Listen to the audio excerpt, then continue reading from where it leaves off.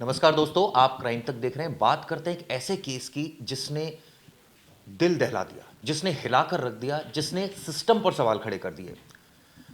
Rape के झूठे cases, एक नहीं, दो नहीं, तीन नहीं, बल्कि 9 केसेस दर्ज कराए एक सो कॉल्ड पीड़िता, इसको मैं कहूंगा। और आप सोचिए कि उनमें लोगों का क्या हाल हुआ होगा। कई लोग जेल चले गए, घर बर्बाद हो गए, कई लोग बीमार हो गए, उनके परिवार वाले बीमार हो गए। और ये सिस्टम के मुंह पर एक तरह से कहा जाए करारा तमाचा। हालांकि अब इस मामले की सच्चाई खुली है, लेकिन बहुत देर हो चुकी है। हमारे साथ एक पीड़ित मौजूद हैं, उनसे हम बात करते हैं। मैं पीड़ित इसलिए कह रहा हूं क्योंकि अब इनको बरी कर दिया गया, ये आरोपी थे वैसे शुरुआत में। हमारे साथ एक्स आर्मी मैन हैं, वालिया जी इनका नाम है। सर, मैं आपसे जानना चाहूंगा, आप इन पीड़िता का सो कॉल्ड नाम मत लीजिएगा, लेकिन आप कैसे इस मकड़ जाल में फंस गए और हुआ क्या ये? और आप अभी पहले तो लेटेस्ट मुझे बताइए कि सुप्रीम कोर्ट ने क्या आपके केस को लेकर कहा। पहले तो thank you very much for inviting me. I am so grateful कि ये आप पब्लिक के सामने ला रहे जी हैं जी, टू क्रिएट एन अवेयरनेस। ठीक है। मैं फंसा कैसे?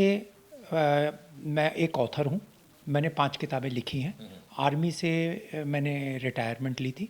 मेरा नाम कैप्टन राकेश वालिया है। जो किताब मेरी पर्सनल लाइफ पे है, broken crayons can still colour, which was the third best seller. Covid के दौरान ये मेरे साथ टच में आए थे, posing as social media influencer. Okay. 3 जने थे, this lady, husband and wife, friend. So तीनों जने they pose as a social media influencer, number 1 to promote मेरी किताब। दूसरा, इन्होंने ये कहा था कि हम आपकी किताब को हिंदी में ट्रांसलेट कर देंगे ताकि टियर 2 और टियर 3 सिटी में चली जाए ठीक है। और वाइडर रीच हो जाए। ठीक है। तो उसको देखते हुए मैं इनके जाल में फंस गया और मैं इंटरेस्ट हो गया। ठीक है। एंड उसके बाद से फिर ये मेरे साथ टच में ये रहे। कब की बात है सर? ये जो किताब मैंने लिखी थी 2017-18 में, उसके बाद कोविड आ गया, क्योंकि 18 में मेरे को कैंसर हो गया था। 18-19 में मेरी ट्रीटमेंट चली, 20 से कैंसर वो कोविड आ गया। कोविड के दौरान से ये मेरे साथ टच में थे। ठीक है। और ये जो इंसिडेंट पर्टिकुलर हुआ है, ये 29 दिसंबर 2021 को हुआ है। ठीक है। और उस टाइम पे, उस पर्टिकुलर दिन में, इन्होंने मेरे को कॉल करके ये कहा कि हम आपसे मिलना चाहते हैं, आपकी स्टोरी हम जान लें और किस तरह से प्रमोट कर रहे हैं, एक स्ट्रेटजी बना लें, प्रमोशनल स्ट्रेटजी। तो मैं अग्री कर गया। मेरा ऑफिस महरौली में होता था। तो इन्होंने ये कहा था कि मैं और मेरे हस्बैंड आपसे आके मिलेंगे। तो महरौली छतरपुर मेट्रो स्टेशन में मीटिंग पॉइंट फिक्स हुआ था, क्योंकि उस दिन मेरी वाइफ की तबीयत ख़राब थी। उनका ओपन हार्ट सर्जरी हो चुकी है, ठीक है। तो वो ठीक नहीं रहती हैं। तो मैंने कहा था कि मैं मिल नहीं सकता, और मैं भी एक हाईली इम्यूनो कॉम्प्रोमाइज्ड पर्सन हूँ because of my cancer background. तो मैं पब्लिक प्लेस में जा नहीं सकता। तो जब मैं छतरपुर मेट्रो स्टेशन पहुँचा तो ये अकेली थी। ओके। मैंने इनसे पूछा कि भाई हस्बैंड कहाँ है? कहते हस्बैंड को कोई और काम आ गया तो वो वहाँ चले गए अर्जेंट मीटिंग में। मैं आपके साथ चलती हूँ, मैं रिकॉर्ड कर लूँगी और फिर उसके बाद हम ये एक स्ट्रेटजी बना के आपसे डिस्कस कर लेंगे। ठीक है। सो दैट इज़ हाउ मैं इनके साथ ट्रैप में फंसा। ठीक है। ये मेरे साथ गाड़ी में बैठे, 3:30 का टाइम था, 3:30 शाम का।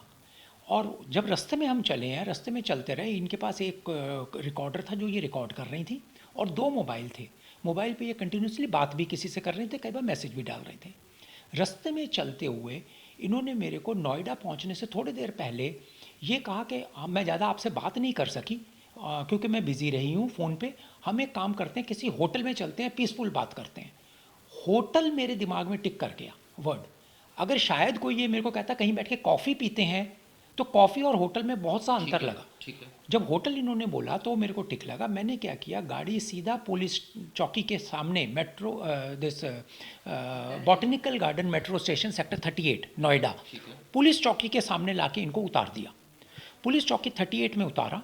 शाम को 6 बजे सेक्टर 37 पुलिस स्टेशन से मेरे को कॉल आई कि अभी आपके अगेंस्ट में किसी ने रेप का मामला दर्ज करवाने की कोई कोशिश कर रही है, कंप्लेंट आई है। मैं इसमें बीच में आपको रोकूंगा, ये आपकी पहली मुलाकात थी इस लेडी से? ये पहली मुलाकात थी। बाकी इससे पहले जो बात हुई वो सब फोन पर हुई आपकी? वो फ़ोन पे, क्योंकि मैंने जैसे कहा कि कोविड के दौरान था, मिलना जुलना ठीक नहीं था। कोविड पे, सॉरी, सोशल मीडिया पे होती रही, फेसबुक हो गया, मैसेंजर हो गया, ऐसे होती रही। और बात भी वहीं से टेलीफोन पे होती थी।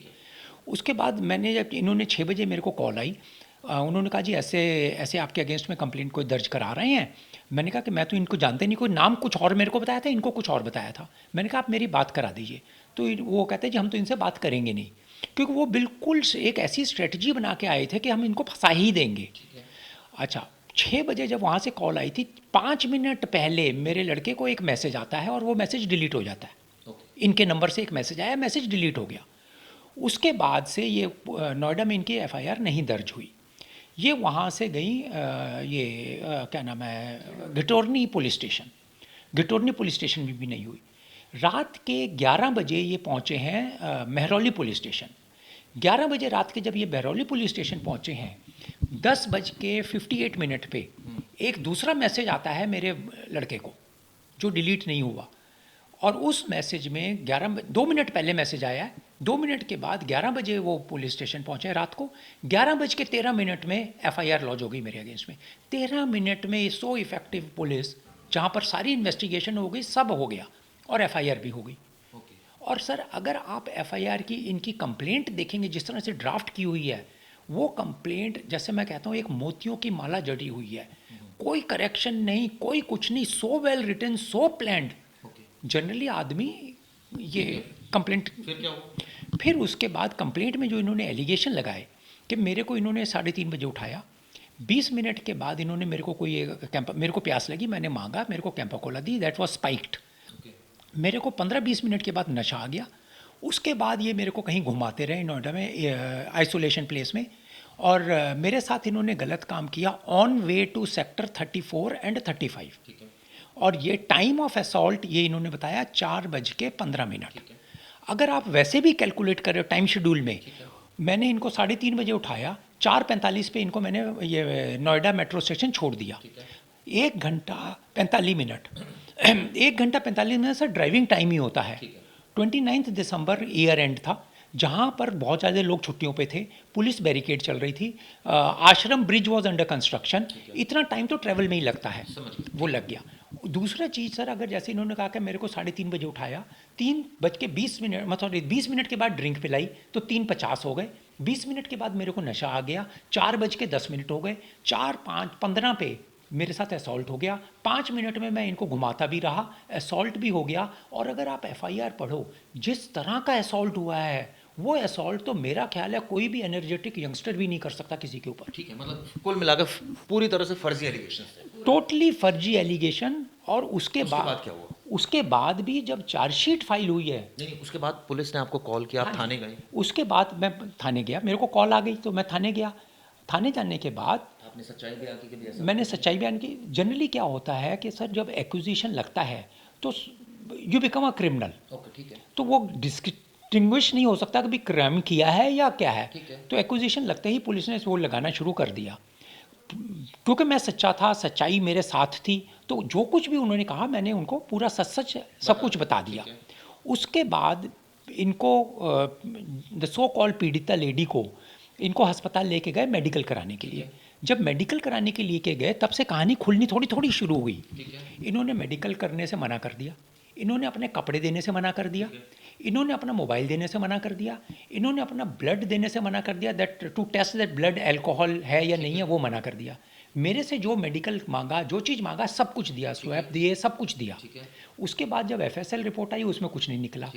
चार्जशीट फाइल हुई। नहीं, आपको क्या अरेस्ट किया गया इसके? नहीं, मेरे को अरेस्ट नहीं किया गया। कारण ये था कि कोई इनके पास कोई एविडेंस नहीं था एक्सेप्ट बॉडी। उस समय मैं जानना चाहूँगा डीसीपी कौन थे साउथ? ये बहरौली थाना साउथ के अंदर आता है।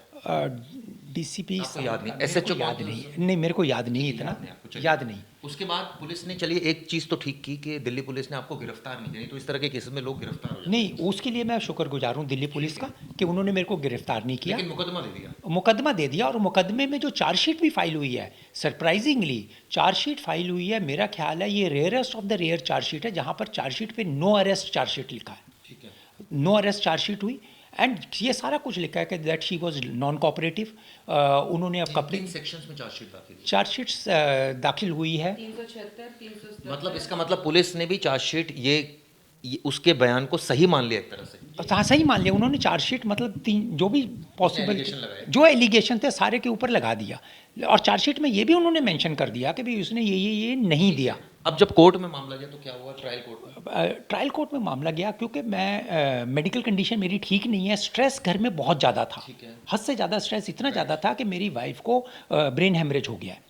उनकी आधा स्कल निकाल के दोबारा 2 बार ब्रेन सर्जरी हुई है। तब मैंने क्या किया, ये ट्राई करने की कोशिश की इसको मैं जल्दी कैसे ख़त्म कर सकूँगा। ट्रायल चल रही थी, ट्रायल चलने के बाद गॉड इज़ काइंड, मैं टच में आया दीपिका जी के। Deepika became as an angel to me. इन्होंने मेरे को सजेस्ट किया, आपको अगर जल्दी ख़त्म करना है हम हाई कोर्ट चलते हैं। हाई कोर्ट में ये इसको क्वाश की एप्लीकेशन डालते हैं। तो हमने दीपिका जी के हाई कोर्ट में जाके क्वाश की एप्लीकेशन डाली। जब क्वाश की एप्लीकेशन हाई कोर्ट में हियरिंग हुई, जज understood my case, it is well there in on documents, but वो जजमेंट जो आई है वो इस तरह की बड़ी ऑकवर्ड से जजमेंट आई है कि येस हम समझते हैं, लेकिन आप ट्रायल के लिए जाइए, अगर ट्रायल से आप सेटिस्फाइड नहीं हो तो आप हमारे पास दोबारा आ जाना। मैं ट्रायल से सेटिस्फाइड नहीं था, तभी तो मैं आपके पास गया था। वो जजमेंट भी मेरे अगेंस्ट में आ गई, डिसमिस हो गया। फिर आप सुप्रीम कोर्ट गए। फिर उसके बाद मैंने दोबारा डिस्कस किया तो हम सुप्रीम कोर्ट में गए। सुप्रीम कोर्ट में जाने का डुअल बेंच जज के सामने ये लगी, एंड बड़ी अच्छी तरह से उन्होंने मेरा केस सुना। केस सुनने के बाद सुप्रीम कोर्ट में जब हमने अपनी पिटीशन फाइल की थी, हमारे पास टोटल 6 एफआईआर की कॉपियां लगाई थी हमने। मतलब आपने इस लड़की का, ये जो महिला थी जो सो कॉल्ड पीड़िता थी, उसका आपने पूरा आपराधिक इतिहास बता दिया कि भैया ये काम ही है इनका। आप ये देखिए, आपराधिक इतिहास तो मैंने अभी कुछ बताया ही नहीं है। 6-7 तो मैं निकाल सका हूँ, जो 64 ईयर का ओल्ड आदमी हूँ, कैंसर से पेशेंट हूँ, वाइफ बेड रिडन है। 6 मैंने निकाल दी, कितनी और होंगी और कितनी पैसा लेन देन के बाद सेटल हो गई होंगी। सर, जब केस सुप्रीम कोर्ट में हियरिंग हुई, मैंने 6 लगाई। 6 लगाने के बाद जज साहब ने दी स्टेट से पूछा गया कि भी आपने वेरीफाई किया, उन्होंने वेरीफाई नहीं किया। नेक्स्ट डेट में उन्होंने कहा सर 6 नहीं, ये 7 हैं। जब नेक्स्ट डेट 7 लगी, तब तक सर डेट, लास्ट डेट से और 7वीं के बाद में एक और हमको मिल गई। हमने कहा सर 7 नहीं है, 8 हैं। आज जब मैं आपसे बात कर रहा हूँ सर, आज सुबह एक और मिल गई, जबकि मैं डिस्चार्ज हो चुका हूँ, बरी हो चुका हूँ, सब कुछ सुप्रीम कोर्ट की जजमेंट मेरे फेवर में है। उसके बाद आज सुबह मेरे को एक और एफआईआर मिल गई कि इस लेडी ने करा, एक और किया हुआ है। 8 की जगह अब 9 हो गई। ठीक है, 9 मुकदमे इस लेडी ने किए, और आप तो कह रहे हैं कि मैं तो कभी मिला ही नहीं, एक ही बार मिला और ये सब कुछ हो गया। सर, मैं कभी भी नहीं मिला हूँ, सिर्फ एक, अच्छा मेरे पास एक्सटॉर्शन कॉल आई है इनके लॉयर से। पैसा मेरे शुरू में इंडिकेटर था कि ज़्यादा पैसा देने के लिए। मेरे घर में पैनिक करने के लिए एफआईआर से पहले वो भी मैसेजेस भी आए। पैनिक हो गया घर में, सब कुछ हो गया। सिर्फ यही था कि मैंने ये कहा कि मैंने तो छुआ तक नहीं है। मैं सो कॉन्फिडेंट। दूसरा, being from the army background, I put my foot down. कौन इतना बड़ा डिसीजन लेता है, लेकिन मेरे को ये नहीं पता था कि मैं इतना ज़्यादा हैरेस हो जाऊंगा। बीच में एक बार ख्याल जरूर आया था, जब उन्होंने लास्ट मेरे को कॉल करने शुरू किए उनके लॉयर ने, तब बात ये भी आई थी, हमको पता है कि हमारे केस में कुछ नहीं है, कैप्टन साहब एक काम करते हैं, 1.5-2 लाख रुपए आप दे दो ओनली। पहले तो बहुत मांग रहे थे। ये जो कॉल कर रहे थे वाली साहब, ये कौन कर रहे थे आपको? वो ये कह रहे थे कि हम इनके लॉयर हैं। मैं उनसे नहीं मिला हूँ। कॉल उन्होंने मेरे को कई बार की है, और मुकदमा दर्ज होने के बाद सिर्फ लॉयर आपसे बात कर रहे थे? मुकदमा करने के बाद मेरे साथ लॉयर टच में था। ये लेडी टच में नहीं थी? ये लेडी टच में थी, द सो कॉल्ड लॉयर। आप इस लेडी से आज तक कितनी बार मिले? मैं एक बार ही मिला हूँ। और एक ही बारी में मुकदमा हो गया, और बाद में सारी कहानी आपको बाद में चलती रही? ये तो इतनी तेज हुआ है कि जितनी तेज कोई ऑपरेशन हुई। दोस्तों, 2021 से लेकर 2025, आज 25 है, अभी 2 का फैसला मुझे लगता है 1-2 दिन पहले आया। 25 तारीख को आया, फरवरी 25 को फैसला आता है, जिसमें सुप्रीम कोर्ट, देश की सबसे बड़ी अदालत, इस मामले में वालिया जी को बरी कर देती है और कहती है ये तो फर्जी मुकदमा था। हमारे साथ दीपिका जी मौजूद है, जिन्होंने इस केस को शुरू से लेकर आखिरी तक हैंडल किया, और मैं तारीफ करना चाहूँगा इनकी कि वालिया जी के लिए एक तरह से भगवान का काम किया। दीपिका जी, बहुत अच्छा आपने काम किया। मुझे ये बताइए कि ये जो टच में आई ये लेडी कैसे, मतलब इसके बारे में आपने थोड़ी रिसर्च भी की होगी, पता भी किया होगा भाई कौन है ये, क्या चाल चलन है, और कोई विक्टिम सामने आए आपके पास? मैंने इस लेडी के लगभग 4-5 विक्टिम से बात करी है चिराग, और सब लोग इतना ज़्यादा डरे हुए हैं कि वो अपना आवाज़ उठाने से भी बहुत ज़्यादा डरते हैं। और इस महिला की वही बात है, हमारे समाज में महिलाओं के लिए कुछ बोल नहीं सकते हैं, लेकिन जिस तरह की बिहेवियर और जिस तरह का इस महिला का आचरण है, शर्म आती है मुझे कि ये महिला नाम के ऊपर बिल्कुल धब्बा है। इसने राकेश वालिया सर जैसे रिस्पेक्टेबल सिटीजन, सीनियर सिटीजन है, रिटायर्ड इंडियन कैप्टन, आर्मी के कैप्टन है, जो उसने एलिगेशंस लगाए हुए हैं ना कि इन्होंने मेरे साथ ओरल किया, इन्होंने मेरे साथ ये किया, इन्होंने फिर उसके बाद ये यहाँ पे इंसर्ट कर दिया, इतनी गंदी भाषा चिराग, मतलब इतनी गंदी भाषा। किसी महिला के साथ एक्चुअली में क्राइम हो ना तो उसका इतना बड़ा ट्रॉमा होता है। और ये एक नंबर की एक्सटॉर्शनेट। मैं जितने भी ये महिलाएं जो मल्टीपल रेप केसेस करती है ना, मैं सबसे पहली चीज़ बोलती हूँ विक्टिम्स को, एक पूरा टेबल बनाओ। तो ये टेबल है यहाँ पे, ये देखो, ये 1 2 3 4 5 6 7 8 इसने मुकदमे दर्ज करा रखे हैं। 376, 354, 509, 354, 377, ये जो सारे मुकदमे दीपिका जी कहाँ दर्ज हुए? ये सारे दिल्ली में हुए हैं। हौज खाजी, IP estate, Jamia Nagar, Lahori gate, Hazrat Nizamuddin, Mehrauli, कोतवाली, द्वारका। ये प्रॉपर एक्सटॉर्शनिस्ट है चिराग, ठीक है। अभी तो हम लोग आगे इसके ऊपर कार्यवाही डेफिनेटली करेंगे, बट आज ही जैसा राकेश वालिया सर ने बोला, आज हमारे को इसकी एक और एफआईआर दर्ज करी हुई मिल गई, जो इसने इस 21 नवंबर 2024 को कराई है। राकेश सर को ट्रैप करने के बाद भी ये 3 और मुकदमे दर्ज करा चुकी है।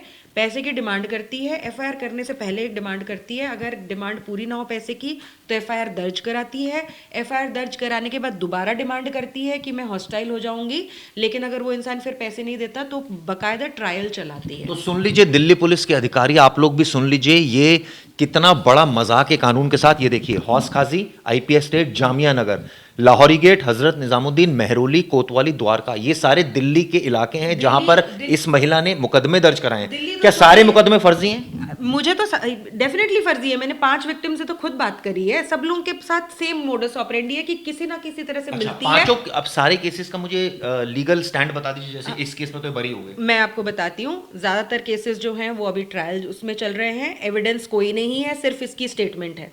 एक मुकदमे में जो सबसे पहले इसने 2014 में दर्ज कराया, नहीं 2014 नहीं, एक नहीं 2022 का एक मुकदमा है जिसमें इसने बकायदा एडमिट किया है कि इसने 7 केसेस फाइल करे हुए हैं, वो ट्रायल चल रहा है अभी उस इंसान का। एक बड़ा अजीब चिराग, मतलब एक इसने कोर्ट स्टाफ के ऊपर एफआईआर दर्ज करी हुई है। इसके खुद के ऊपर एक मुकदमा हुआ था, जो वो जहाँ पे काम करती थी उन लोगों ने इसके ऊपर मुकदमा फाइल कराया था, उनके पैसे वैसे इसने मार लिए थे। तो उस मुकदमे में जिस कोर्ट में जाके जिस आदमी से मिली थी कोर्ट स्टाफ से, उसी के ऊपर भी रेप का केस लगा दिया और कह रही है कि कोर्ट के अंदर रेप हुआ है। मतलब इसकी हद इतनी है। और ये देखो आप चिराग, अप्रैल 2021, जून 2021, जून 2021, दिसंबर 2021 में इसने 4 एफआईआर दर्ज करी हैं। इतनी मंझी हुई खिलाड़ी है ये लेडी। और दिल्ली पुलिस अगर इसको अरेस्ट नहीं करेगी, अगर इसके ऊपर मुकदमा दर्ज करके इसको अंदर नहीं डालेगी, तब तक इसका पूरा का पूरा जो रैकेट है वो यूं का यूं चलता इसी पर आ रहा हूं। 2014 का मैं एक मुकदमा देख रहा हूं और आज 2024 का भी आपने एक बता दिया मुकदमा। जी 9 या 8 मुकदमे हैं। 9 मुकदमे। अब मुझे ये बताइए कि ये लगातार मुकदमे दर्ज कराती जा रही है, दिल्ली पुलिस मुकदमे दर्ज करती जा रही है, इनमें से कई ऐसे भी आरोपी वो जो जेल गए। हाँ जी बिल्कुल, वो जो मैं आपको बता रही हूँ, राउज एवेन्यू कोर्ट वाले जो इंसान हैं वो जेल गए हैं। उससे ये दूसरे नंबर वाले हैं, ये भी जेल गए हैं, ये भी जेल गया है। इसके खिलाफ अभी चार्जशीट फाइल नहीं हुई है, हमारे राकेश सर का अरेस्ट नहीं हुआ। इन दोनों से मैं अभी कांटेक्ट नहीं एस्टैब्लिश कर पाई हूँ। तो ये भी गया था क्या द्वारका वाला? द्वारका जेल गया था 6 महीने जेल हो गए, ये 6 महीने गए, कई तो पीड़ित साल जेल गए हैं सर। आप देखिए 1 साल आदमी जेल में अंदर रहा, ट्रायल चल रहा है, पुलिस को क्या ये चीज़ मालूम नहीं है? आप ये बताइए, मेरे में जब पुलिस ने एफआईआर फाइल की है, चार्जशीट फाइल की, नो अरेस्ट चार्जशीट, ये नहीं पीड़िता ने आइडेंटिफाई नहीं कर सकी जगह, ये नहीं कर सकी। चार्जशीट में ये लिखा है कि भाई मेरे को नहीं पता गाड़ी कौन सी थी, मैं गाड़ी नहीं, मेरे को नंबर नहीं मालूम। शाम को जब मैं गया हूँ कहती हाँ यही गाड़ी थी। अगर आप पहली बात तो चार्जशीट ना फाइल करो, चार्जशीट फाइल करने के बाद फिर उसको क्लोजर रिपोर्ट फाइल कर दो ना। क्यों मैं जाऊँ ट्रायल में? ना उन्होंने क्लोजर रिपोर्ट फाइल की। एक और चीज़ इस केस में बड़ी सारी इंटरेस्टिंग बातें जो दीपिका जी बताएंगी। एक और चीज़ बताती हूँ, नाम बदलती है हर जगह, ठीक है, स्पेलिंग बदल देगी, डेट ऑफ बर्थ बदल देती है, एड्रेस हर जगह पे अलग अलग है। कहाँ पे, कहीं पे अपने आप को बोल रही है हाउसवाइफ है, कहीं पे डिवोर्स्ड है, कहीं पे 2 बच्चे हैं, और ये एक्चुअल में 2 बच्चों की माँ है। इसके बच्चे भी बड़े बड़े हैं। इसका मुझे लगता है पति भी इसके साथ डेफिनेटली एक्सटॉर्शन बिजनेस में। ये प्रॉपर रैकेट है। ये जो एडवोकेट जिसने इनको, जो सो कॉल्ड एडवोकेट, मैं तो बोलती हूँ उसका नाम, मेरे को कोई फर्क नहीं पड़ता, यशदेव चौहान है इस बंदे का नाम। हमने बाकायदा सुप्रीम कोर्ट में ट्रांसक्रिप्ट फाइल करी है जिसमें वो पैसे की डिमांड कर रहा है ये केस सेटल करने के लिए। और बाकी लोगों से, जो विक्टिम से मैंने बात करी, उन मुकदमों में भी इसी आदमी ने फ़ोन करके पैसे मांगे।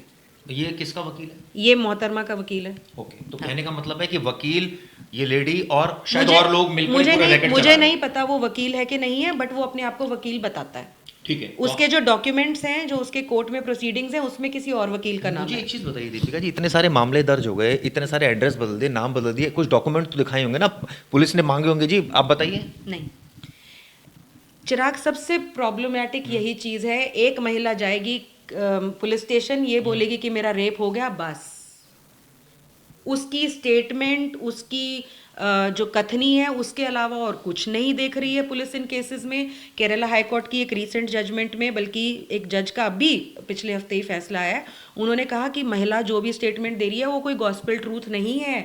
पुलिस को महिलाओं के खिलाफ एक्शन लेना चाहिए अगर वो झूठ बोल रही हैं, लेकिन नहीं लेती है पुलिस। क्योंकि एक तरफ पे हाई कोर्ट ये बोल रही है, तो एक तरफ पे सुप्रीम कोर्ट ये भी कहती है कि सिर्फ महिला की स्टेटमेंट के बेसिस पे कन्विक्शन हो सकता है। अरे भैया, बाकी ये टेक्नोलॉजिकल एविडेंसेस हैं, यहाँ पे आप मानेंगे उसकी सीडीआर में, चिराग, जो जिस ड्यूरेशन में वो 1 घंटा 15 मिनट राकेश सर के साथ थी, उसने 4 इनकमिंग और आउटगोइंग कॉल्स करी हैं। ठीक है ना? उसकी सीडीआर जो निकली है, राकेश सर की सीडीआर निकलेगी, वो आई एम श्योर कि मेहरौली, ये छतरपुर पुलिस मेट्रो स्टेशन से बोटैनिकल गार्डन स्टेशन का जो गूगल मैप होता है ना, आई एम श्योर कि इनकी लोकेशन उस मैप के हिसाब से चल रही होगी। उसने बोला 34-35 में ले जाके सेक्टर में मेरा रेप कर दिया। अरे भैया, एक बार आप ये देख लो कि राकेश सर की ही लोकेशन कहीं डेविएट हुई है एक बार भी, वहीं का वहीं मैटर खत्म हो जाता है ना। इसको बोलते हैं इन्वेस्टिगेशन। बट महिला ने बोल दिया, बस। और देखिए सेक्शंस, देखिए कितने डेंजरस हैं। 328, 376, 377, 506, अगर किसी इंसान की कन्विक्शन होती है इन सेक्शंस में ना, तो उसको 20 साल तक की सजा होती है। बताइए और कि- सुप्रीम कोर्ट ने एक शब्द नहीं बोला इस महिला के खिलाफ कि कानून का कैसे चलिए, दुरुपयोग मैं कर आपसे रही है। ही नहीं सर, पूछता मैं हूँ। एक और चीज़ बताना चाहता हूँ। मैंने पहले तो जब मेरे पास 7-8 एफआईआर आ गई, मरते गिरते, रात के 2-2 बजे 3-3 बजे मैं जाके ये निकाल के लाया हूँ कहीं ना कहीं से, तब मैंने एक आरटीआई डाली कि भाई इस बंदे ने कितने कितने केस डाले हुए। जवाब मेरे को ये आया, ये इसका पर्सनल मामला, हम बता नहीं सकते। उसके बाद कमिश्नर ऑफ पुलिस में थ्रू माई लॉयर इतने ज़्यादा चिट्ठियाँ लिखी हैं, इतने कुछ किया है, आज तक उसके अगेंस्ट में कुछ नहीं हुआ। फिर मैंने एक पिटिशन डाली है साकेत कोर्ट में, ये कहते हुए कि भाई इसके अगेंस्ट में एफआईआर की जाए। उस पे कोई ऑर्डर नहीं आया, लेकिन वर्बल ये कहा गया कि आप क्या करिए, एक एप्लीकेशन जाके मेहरौली थाने में दे दीजिए इसके अगेंस्ट में। एप्लीकेशन देने जब गए, मेहरौली थाने में एप्लीकेशन लेने से पहले मना किया गया, कहा ये हमारी जुरिस्डिक्शन में नहीं आता। जब मेरे लॉयर ने कहा भाई जुरिस्डिक्शन में नहीं आया तो आपने एफआईआर क्यों दर्ज कर ली? वो वहाँ पर चिट्ठी दी हुई है, लेकिन आज तक वो चिट्ठी के ऊपर भी कोई कार्रवाई नहीं हुई है। बट होपफुली अब होगी। हम लोग जो सीनियर पुलिस ऑफिसर्स हैं उनसे संपर्क में हैं, चिराग। हम we are very positive that this time they will do something. मुझे ये बताइए कि सर, ये तो मतलब एक बड़ी विचित्र स्थिति आपने बताई कि आपने 4 साल तो मुकदमा लड़ा इसका, आप ऑलरेडी कैंसर आपको हुआ, आपकी वाइफ को भी जो है वो हार्ट डिजीज़ है आपने बताया, और ब्रेन हेमरेज भी हुआ। कभी लेडी से आपने बात करने की कोशिश की कि भाई आपने मेरे खिलाफ क्यों करा दिया ऐसा, ये सब कुछ क्यों कर दिया, या आपको लगा कि नहीं मैं इसको सबक सिखाऊंगा? सर देखो, ऐसा है कि पहली बात, मैं बात जान के नहीं करना चाहता था कि मेरे अगेंस्ट क्यों, कहीं ऐसा ना हो कि वो कुछ और चीज़ शुरू कर दे। एक चीज़, दूसरी चीज़, मेरे को इतना पता है कि सच्चाई कहीं ना कहीं अंत होगी। मैं आई एम वेरी कन्विंस्ड। और फौजी बैकग्राउंड के हिसाब से मैंने कहा अगर मैंने गिव अप कर दिया ना, सब गिव अप कर देंगे और सारे जने करते चले जाएंगे। लेकिन सच ये बताता हूँ चिराग जी, मेरे को इतना नहीं पता था कि सिस्टम मेरे साथ खड़ा ही नहीं होगा।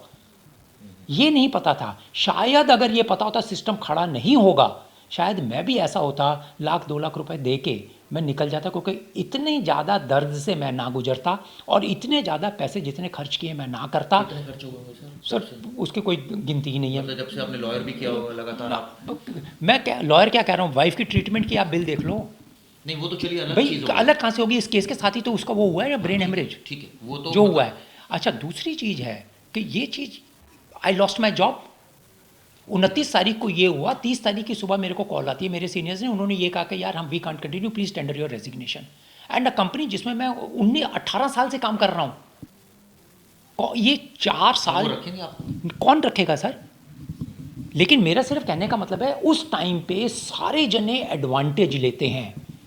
17-18 साल उस कंपनी में काम किया है, सारे जने एडवांटेज लेते हैं। तो खैर चिराग, हमने बिल्कुल free of cost Rakesh sir की मदद करी है, और जो एडवोकेट अश्विनी कुमार दुबे हैं जिन्होंने सुप्रीम कोर्ट में हमारा केस लड़ा है, उन्होंने भी ऑलमोस्ट प्रो बोनो बेसिस के ऊपर राकेश सर की मदद की है। तो I hope Rakesh sir agree करेंगे कि यहाँ पे एटलीस्ट कोई नहीं मिला इनको जो एडवांटेज लेना चाहता होगा।